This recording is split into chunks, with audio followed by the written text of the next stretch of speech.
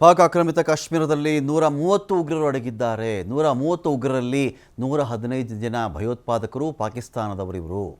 ಪಿಒಕೆಯಲ್ಲಿ Pak occupied Kashmir ಅಂತ ಕರೀತಾರಲ್ಲ, ಇದೇ ಪ್ರದೇಶಕ್ಕೆ ಇನ್ನೊಂದು ಕಡೆ ಪಾಕಿಸ್ತಾನದವರು ಏನಂತ ಕರೀತಾರೆ ಗೊತ್ತಾ? ಇಂಡಿಯಾ ಆಕ್ಯುಪೈಡ್ ಕಾಶ್ಮೀರ ಅಂತ ಕರೀತಾರೆ.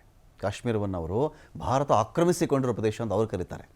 ಪಿಒಕೆಯಲ್ಲಿ 42 ಟೆರರ್ ಲಾಂಚಿಂಗ್ ಪ್ಯಾಡ್ಗಳಿವೆ. ಇಲ್ಲಿ ಇದು ಇಂಪಾರ್ಟೆಂಟ್. ಇದು 42 ಜಾಗಗಳಿದೆಯಲ್ಲ ಪಾಕ್ ಆಕ್ಯುಪೈಡ್ ಕಾಶ್ಮೀರದಲ್ಲಿ, ಆ 42 ಜಾಗಗಳು ಟೆರರ್ ಲಾಂಚಿಂಗ್ ಪ್ಯಾಡ್ಗಳಂತ. ಅಂದರೆ ಟೆರರ್ಗಳಿಗೆ, ನೀವು ಉಗ್ರಗಾಮಿಗಳಿಗೆ ಪೂರ್ತಿ ಅವ್ರನ್ನ ಬ್ರೈನ್ ವಾಶ್ ಮಾಡಿ ತರಬೇತಿ ಕೊಟ್ಟು 3 ದಿನ 4 ದಿನ ಊಟನೇ ಮಾಡದೆ ಅವನು ಹೇಗಿರಬೇಕು, ಹೇಗೆ ಸರ್ವೈವ್ ಆಗಬೇಕು, ಯಾವ ರೂಟಿಂದ ಹೋಗಬೇಕು, ಅವನು ಯಾವ ಥರ ಮದ್ದು ಗುಂಡನ್ನು ಕ್ಯಾರಿ ಮಾಡಬೇಕು, ಎಲ್ಲಿ ದಾಳಿ ಮಾಡಬೇಕು, ದಾಳಿ ಮಾಡಿದ ವೇಳೆಯಲ್ಲಿ ಅವನು ಸತ್ತು ಹೋದರೆ ಸ್ವರ್ಗ ಪ್ರಾಪ್ತಿಯಾಗುತ್ತೆ ಅವನಿಗೆ, ಈ ಥರದ್ದೆಲ್ಲ ಅವನಿಗೆ ಬ್ರೈನ್ ವಾಶ್ ಮಾಡಿ ಲಾಂಚ್ ಮಾಡ್ತಾರಲ್ಲ, ಆ ಥರದ್ದು 42 ಟೆರರ್ ಲಾಂಚಿಂಗ್ ಪ್ಯಾಡ್ಗಳಿವೆ. ಅಂದರೆ ಅಲ್ಲಿಂದ ಭಾರತಕ್ಕೆ ಜಿಗಿಯೋದು ಅಂತ, ಬರೋದು ಅಂತ, ನುಸುಳುವುದು ಅಂತ, ಅದೇ ಟೆರರ್ ಲಾಂಚಿಂಗ್ ಪ್ಯಾಡ್ ಅಂತ ಕರೀತಾರೆ.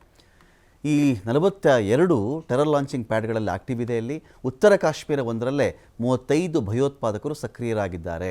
ಇದು ನಡೆದಿರೋ ದಕ್ಷಿಣ ಕಾಶ್ಮೀರ ಭಾಗದಲ್ಲಿದ್ದು, ಈ ಉತ್ತರ ಕಾಶ್ಮೀರದಲ್ಲಿ 35 ಭಯೋತ್ಪಾದಕರು ಆ್ಯಕ್ಟಿವ್ ಇದ್ದಾರೆ. ಜಮ್ಮುವಿನಲ್ಲಿ 100ಕ್ಕಿಂತ ಹೆಚ್ಚಿನ ಟೆರರಿಸ್ಟ್ ಆ್ಯಕ್ಟಿವಿಟಿಗಳು ಇಲ್ಲಿವೆ. ಕಾಶ್ಮೀರ ಕಣಿವೆಯಲ್ಲಿ 70ರಿಂದ 75 ಉಗ್ರರು ಸಕ್ರಿಯರಾಗಿದ್ದಾರೆ. ಜಮ್ಮು, ರಜೌರಿ, ಪೂಂಚ್ ವಲಯದಲ್ಲಿ 65 ಉಗ್ರರ ನೆಲೆಗಳಿವೆ. ಅಲ್ಲಿ ಉಗ್ರರ ನೆಲೆಗಳ ಮೇಲೆ ಸದ್ಯಕ್ಕೆ ಭಾರತೀಯ ಸೇನೆ ದಾಳಿ ಮಾಡಬೇಕು ಅಂತೇಳಿ ಸಜ್ಜಾಗಿದೆ.